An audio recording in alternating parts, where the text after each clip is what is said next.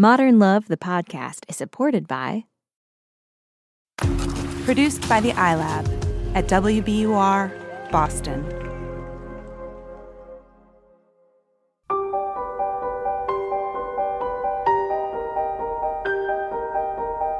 From the New York Times and WBUR Boston, this is Modern Love. Stories of love, loss, and redemption. I'm your host, Meghna Chakrabarty.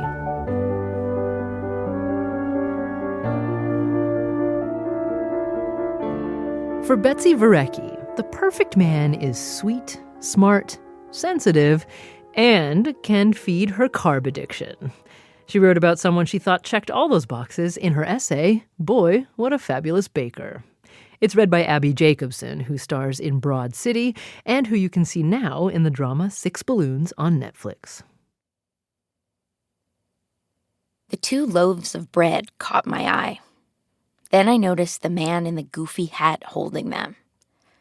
In his profile picture, he looked like a carpenter or shipbuilder, someone who should always wear flannel, a man with broad shoulders and a beard perfect for catching crumbs. I swiped right. We matched. Scanning his Instagram, I realized he made food for a living. His feed featured croissants the size of a human head, zucchini lasagna, coconut donuts, cauliflower pizza, and bacon and egg pasta. As it turned out, his bakery was within walking distance from my apartment, so I decided to go check it and him out. Meeting the baker in person on my own secretive terms seemed safer than showing up for a potentially horrible blind date. And if there was no spark, at least I'd go home with something yummy for lunch. So one hot Sunday morning, I went deep into Brooklyn, passing factories and rickety buildings with garages big enough to hold bulldozers. I kept looking at my map, wondering if I was on the right street. Then I saw the sign. I had expected your typical hipster bakery with exposed filament light bulbs and a $5 cold brew. But his bakery seemed more like a scientist's lab. The space was enormous, with high ceilings, and the air was chalky with flour dust. The baker was in the back, wearing an apron covered in flour. We caught eyes immediately. He put down the bread he was tossing and asked if I needed help. I have found that the longer you date, the more people start to remind you of people you've already dated. This baker, however, was unlike any man I'd ever met. His forearms were sinewy with muscles threaded together like the twisted challah bread in his photos. After I asked him what they had, he began to talk about the bread. I grew up in a blue-collar Ohio town where bread comes in 2 flavors, white and brown. I couldn't keep up with all the details he provided about grains. I'm not shy, but being around him made me feel as if I were underwater. I kept my eyes focused on the loaves in front of me and finally asked which bread he preferred. "Oh," he said, hesitating. "That's like picking a favorite child." He picked up a sharp knife and, like Zorro, sliced off a generous piece, handing it to me. My crush was born. I began following his bakery on Instagram to see what it had that day. The experience mimicked everything I loved about living in Europe, going to the bakery for bread and pastries that had been baked hours or minutes before, and talking to the people who made them. Once I decided to eat one of the baker's baguettes straight from the bag, the way everyone does in France. The first bite was so tasty I actually muttered an expletive. My friends soon knew all about my crush on the baker and his bread. "How's it going with Baker Boy?" they'd ask. "I love this guy for you." I kept hoping the baker would ask me out, but he wasn't doing so. Finally, it occurred to me that if I really wanted to go out with him, I should just ask him. But how? I had lived most of my life waiting for men to make the first move. Now in my mid-30s, I'd yet to ask a man on a date. In person and sober, at least. Everyone seemed to have an opinion on whether girls should ask out boys. Men thought it was an excellent idea and urged me on, guaranteeing the baker would say yes. They even walked me through strategies and role-played. Some women thought so too, but others tried to dissuade me with advice like, I wouldn't. He probably has no trouble getting a date. Until then, I had never thought about the courage it must take for men to ask out women. Technology and apps have made rejection less personal, but also at times crueler, banishing people into the ether without explanation or apology. But my fabulous baker boy was no longer just a JPEG. He was a cute, woodsy guy who made really good ciabatta. If I asked him out and he turned me down, I'd be too embarrassed to see him again, which presented a bigger problem. Where would I get my bread? I had plenty of chances to ask him out that summer, but succumbed to my insecurity every time. One day, a friend made me go back into the bakery minutes after I had left to get her a loaf of bread and chat him up. Do you know how psycho that's going to look? I asked. I was just in there. I don't care, she said. Go. By the time I returned, the baker and his team were eating lunch. I'm back, I announced to the room. They all looked at me as if I were crazy, but the baker got up from his seat and said, it's a good thing. I walked out with 2 loaves of bread, a bagel, and a cookie, but no date. The more I thought about how he might react, the more nervous I became. It was like kneading bread. If you work it too much, you mess it up. The trick is in knowing when to stop. That moment arrived at the end of the summer when I decided to move to a different neighborhood. Knowing I wouldn't make the trek back to the bakery every weekend, I decided it was time. I walked in on a rainy Sunday morning. Bad for business, but perfect for asking out unsuspecting men when you don't want an audience. Wearing red and white striped socks, the baker greeted me with a smile and said they had a couple of specials. A kale vegetable stew and butternut squash donuts. Have both, he said. We'll bring them to you as courses. A few moments later, the baker emerged with a generous portion of warm soup served in elegant china with a slice of his signature bread. My heart leapt a little when I saw that he had grated cheese on top. He checked in on me halfway through to ask if everything was okay.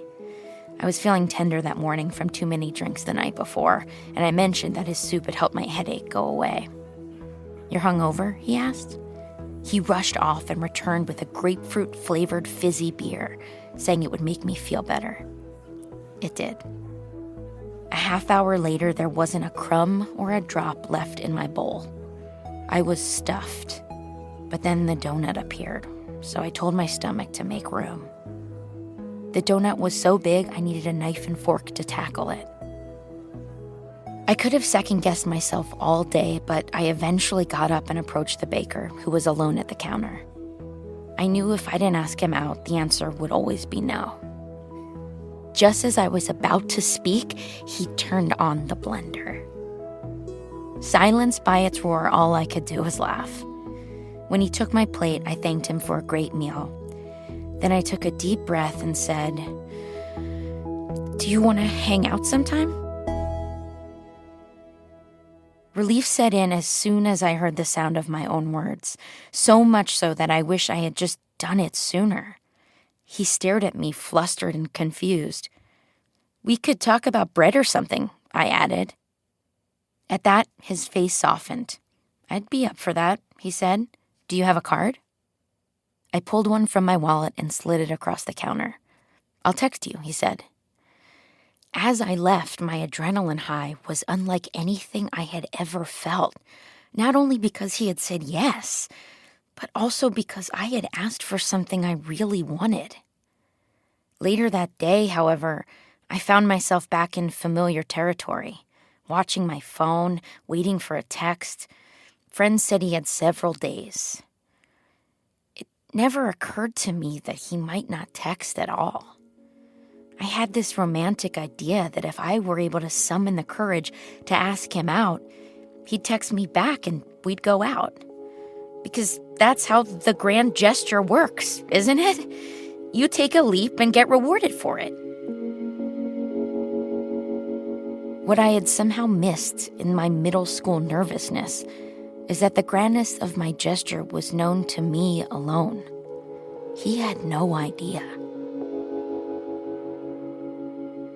All he knew was some girl had asked if he wanted to hang out and talk about bread. One day passed, then two. After a week, I checked the bakery's Instagram account to see if he was still alive. He was. All I had been getting was really good customer service. That and a lesson in love.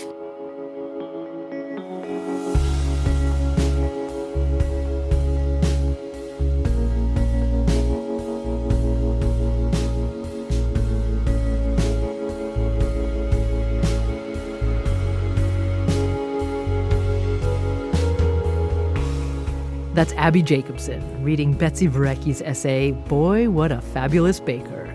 We'll catch up with Betsy after the break.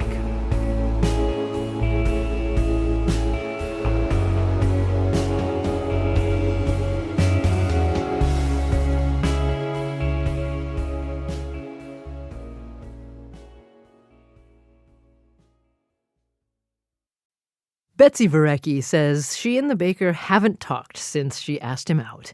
After he ghosted her, she started buying her bread somewhere else. But she says she still misses the bakery.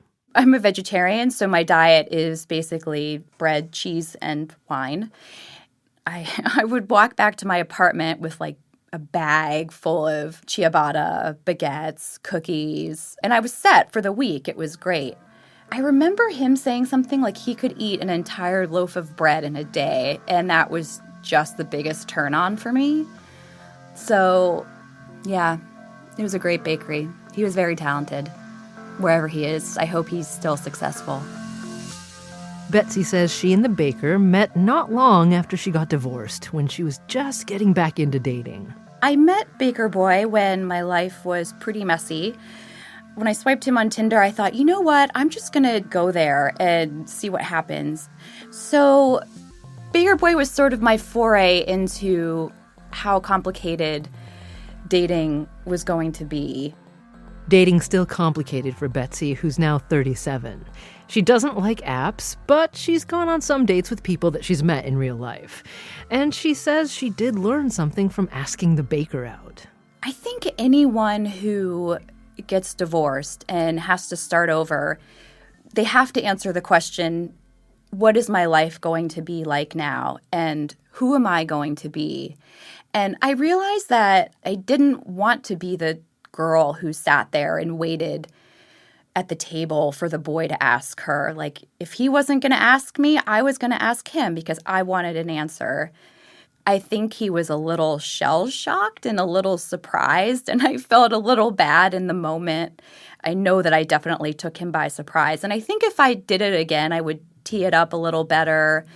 But I don't think I realized that I was the type of person to take these kinds of risks. And it felt great. And Betsy has taken other risks, too.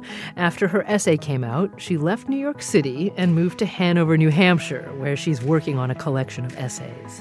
I'm a totally different person than I was when I met my husband and when I got married.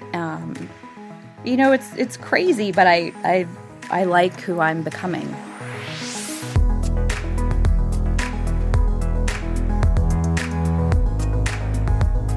We'll have more from Abbi Jacobson after the break.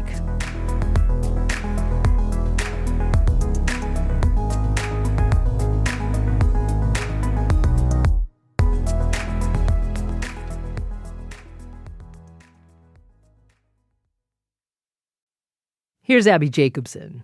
I totally relate to asking people out, and having to muster that courage to ask someone out is so scary.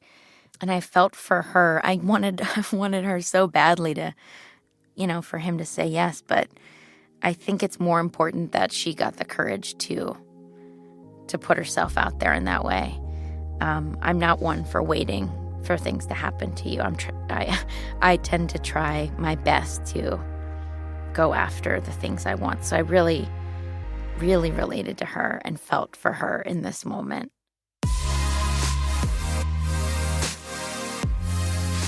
Thanks again to Abbi for reading this week's essay. You can see her in 6 Balloons on Netflix and in Broad City on Comedy Central.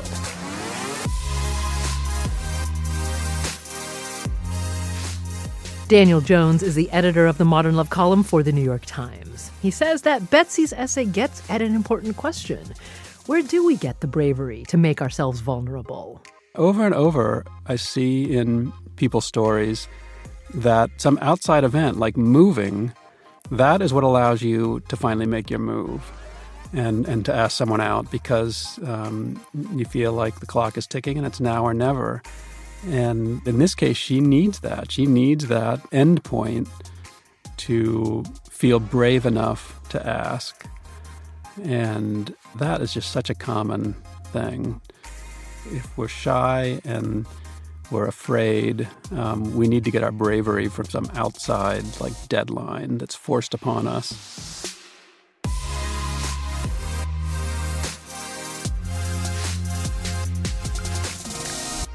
Next week, Linda Cardellini. It's clear we're meant to be together, he insisted. But I've already been called to be a monk. Maybe this is God's way of telling you that you should be a nun after all. But if there was anything that I was certain of now, it was that I was not meant to be a nun.